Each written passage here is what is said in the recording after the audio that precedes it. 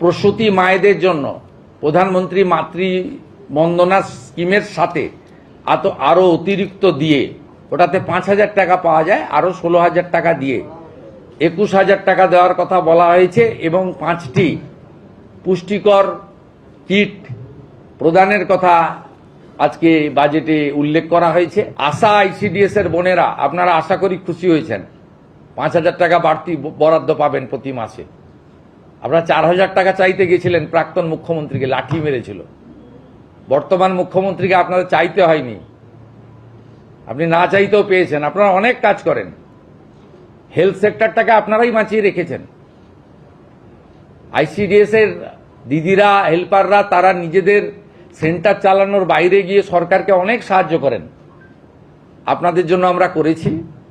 সরকারি কর্মচারীদের ইতিমধ্যে বকেয়া এরিয়ার আগের সরকার কিছু দিয়ে গিয়েছিল, আমরা আসার পরে কিছু দিয়েছি।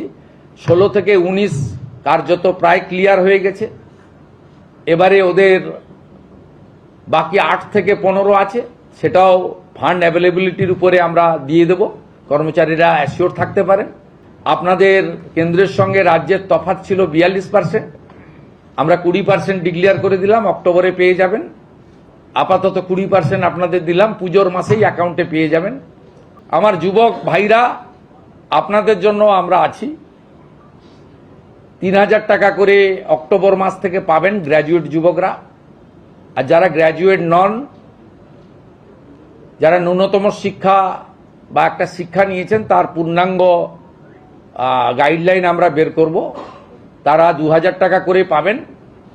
এক্ষেত্রে বাজেট বইতে যেটা আছে সেটা হচ্ছে মাসে যারা 1 লক্ষ টাকার বেশি রোজগার করেন, ইনকাম ট্যাক্স পেই, তারাই এই সুযোগ পাবেন না, এটা বছরে নয়, এটা ক্লিয়ার করতে চাই। অর্থাৎ যাদের পরিবার মাসে 1 লক্ষ টাকা করে রোজগার করেন তারা তো ইনকাম ট্যাক্স ছাড় আছে আপ টু 1 লাখ, 1 লাখের উপরে ইনকাম ট্যাক্স দিতে হয়। আপনারাও আমাদের সঙ্গে একমত হবেন, 1 লক্ষ টাকা যে পরিবারের রোজগার আছে তার নিশ্চয়ই এই ভরসা স্কিম নেওয়ার দরকার হবে না, সেটাই বলা হয়েছে। এটা কিন্তু বাৎসরিক ইনকামের ক্ষেত্রে প্রযোজ্য হচ্ছে না।